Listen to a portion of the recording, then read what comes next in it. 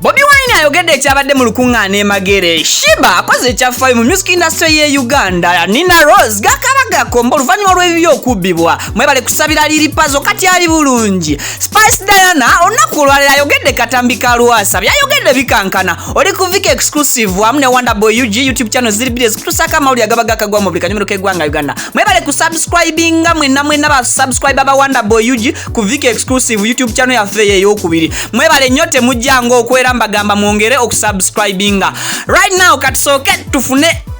omwana ono Nina Rose then nzije. For now, my YouTube channel is nowhere. Siri ku YouTube. Kasuke tuzimalirize era abagizi bagenja kuba mbagamba wembanga nzizeeko ku YouTube. Ndinoza abantu banjagala beerabiye byebyo nange bina sayini. I didn't know until ndituuka bajjewo bazijeko YouTube channel yange. But I feel like that's well, Black Market yan signing sa ebintu byenali simanyi mu kaseera ako sali na lawyer kusobola kubanga abinterpreting nsobola okubitegeera. Nina Rose olunaku olwaliro avuddeyo nabeeranga ayogera nagamba bambi mu bulumi obw'ekitalo nti YouTube channel ye emanyiddwa nga Nina Rose official ku YouTube bagijjeewo kweri naye teri mu mikono gye of which nti essaawa zino abambi si agiddukanya abaali ba managers be abeebamu kubagenze maaso n'okubanga bagisigaza. Kino kizenga kibeerawo mu music industry ya wane Uganda nti omuyimbi bw'abeera ayawukanye ne management ye bagenda maaso ne babanga social media handles okuziza luba lutalo. Mukazi watoyo ne wobeera ng'omulaba essaawa zino Nina Rose okubanga gym agikoza maanyi agikoza busungu kwegamba obusungu bambi alina bungi nnyo. Wano ku Wonderboy ne Viki exclusive tukugamba amawulire tugakutuusako we gaba gagwiriddewo amukadde ako kennyini we tugenda maaso n'okubanga tugakola. So Nina Rose mukimanyi bulungi nti mu Black Market takyaliyo era bingi ebadde byogerwa nga bagamba nti oba yazzeemu okozesa ebiragalalagala of which kye twagenze maaso ne tuzuula nti bannange Nina Rose ali fine. Bwe tudda ku mukyala Shiba Kalungi aka Swang Mama yagenze maaso n'akola ekyafaayo era ng'ekyafaayo kye yakoze Shiba wane Uganda kibadde tekinnakolebwawo okujjako twakirabako Spice Diana yakikolako ne Harmonize ate era bakikolera eri mu ggwanga eddala etali ya Uganda. Shiba agenze n'asitula studio enamba ne bagiteeka mu makage wali eri emulungu n'atandika okurecordinga music. Kino nno kikoleddwa producer abadde Daddy Andre y'omu kubakutte sound oba system ya recording studio yonna ne bagenda maaso n'okubanga bagiteeka mu maka ga Shiba Kalungi wali eri okusobola okubanga aproducinga music omulungi. Kino nga bwe nkugambye tekitera kulabika era mu Uganda walunyiza okugamba nti that is the first time okubeera nga Shiba akola ekintu bwe kityo. Ye muyimbi yekka asoose okukola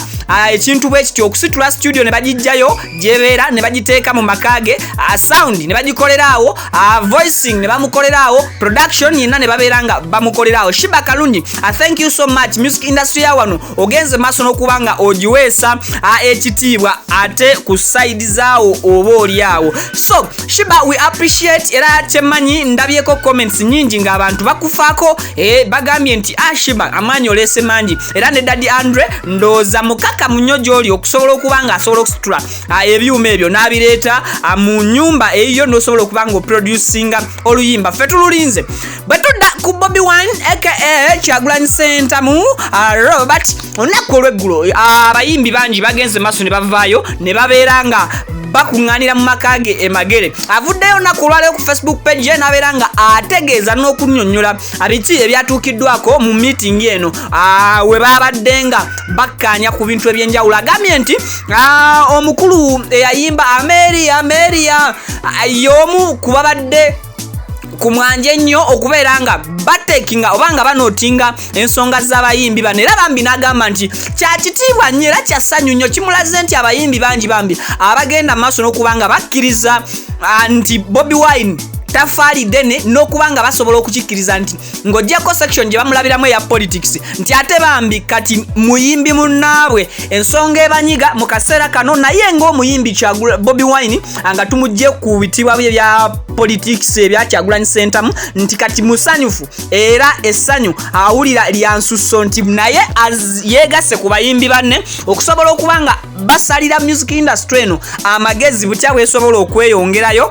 ate emirimu ne giddamu ne gikwajja bukwakku balidde bulungi ekyenkya era I think olunaku olw'eggulo video nagikoze nenkunnyonnyola nenkuupdate nga biki ebyabaddeyo bayimbi bameka so ebifaananyi ngezezzaako okubanga this time around era mbikuwa Nubian Lee nakugambye nti yeyategese olukuŋŋaana luno abayimbi okusobola okubeera nga bonna baggwera emagere ekibuuzo kyazze nga mumbuuza Vicky bwe kiba nga kiri bwe kityo abayimbi bano ddala abaali ewa General Salim Saleh nga ffeffe bwe tumulaba ate babadde banona ki ewa Bobi Wine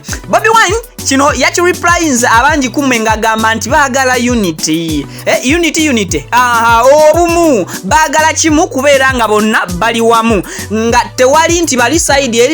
eri okusobola okutwala music industry yaabwe bambi mu maaso egende maaso n'okubeera nga eyitimuko obaolyawo nzikiriza nkugambe nti we are proudly powered by Baron and Sons abanono nga basanga bakireka Kamuli Road bateekamu ensimbi ne basobola okubanga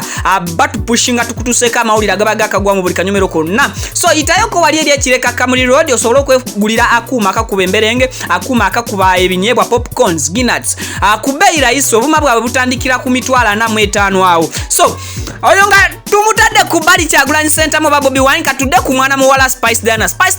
avuddeyo olunaku olwaleero nabeera nga naye agumiza n'okubanga asoundinga katambi k'omugagga Lwasa akagenda maaso ne kasatulatinga newankubadde Lwasa ye yagamba nti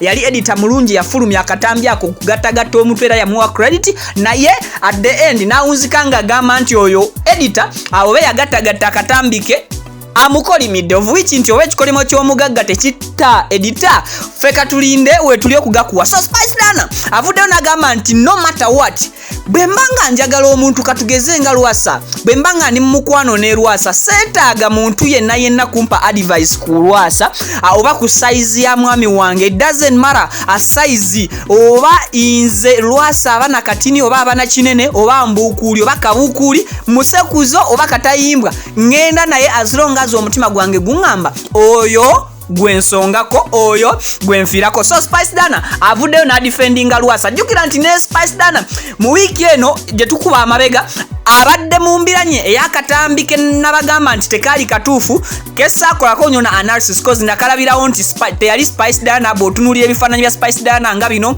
biraga bulungi byoleka bulungi figa ye ne bode ye ne movements ze nga zaawuka nnyo ku zooli omuwala gwe baali batadde mu katambi ako ne bakata nga bagamba nti Spice Dana naye yalabikidde mu bikolwa bino ebya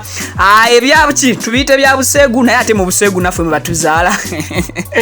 nkale so Spice Dana avuddeyo na clearing ensonga eyo nagamba omuntu bw'oba omwagala size tedipendinga wabula omukwano oguli wakati wammwe attraction ye yabasisinkaganya mwe ababiri okusobola okubanga mukwatagana mukolagana bulungi tewaliiwo bukuubagano mu masekkati gammwe jjukira nti omukwano ewali ababiri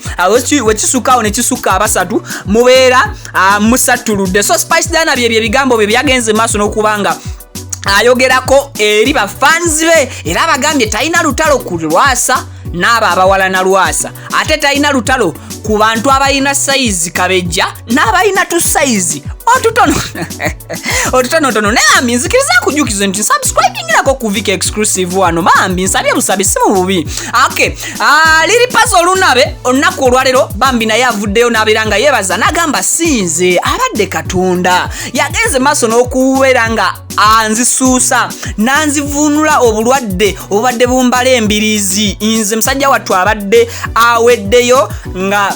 n'obulamu bwange bambi buli ku minzaani nga n'eminzaani gye buliko esingira ddala okubanga ekkirira magombo thani okuzza obulamu engulu naye agambye abadde Katonda bambi sign out eyo okujja okwegulira akuuma kuba kakati nze sindise ssente zange olwaleero era akuuma kakano kantuuseeko nkafunye okuva mu Baron and Sons ekireka Kamuli Road neera nze natandika okwenogera ssente n'olw'ensonga eyo bakyala bannange mwenna abali eyo muleke kukkiriza covid batuulako njagala mugende musindike busindisi ssente deliverance akuuma nga kakutuukako deliverance yaba Ronald Sons. Tulina ekika ky'emberenge oba seeds ezisiikibwamu popcorn. Popcorn oyo mulungi, manyisi nti buli popcorn abwatuka. Kati balina ntisanizi twasala tuti bakasumazi bafuna obuzibu okufuna ekika ky'emberenge ezibwatuka obulungi. Kati popcorn oyo wali ku office abwatuka obulungi. Gwe kola order yo eyetaze emberenge ezo ne akuumako tujja tubikutuusaako wona wooli. Ne balonna nisanize ekireka bayinza kuma akasika popcorn sika masanyalaze weyambisa matuma ndagasigiri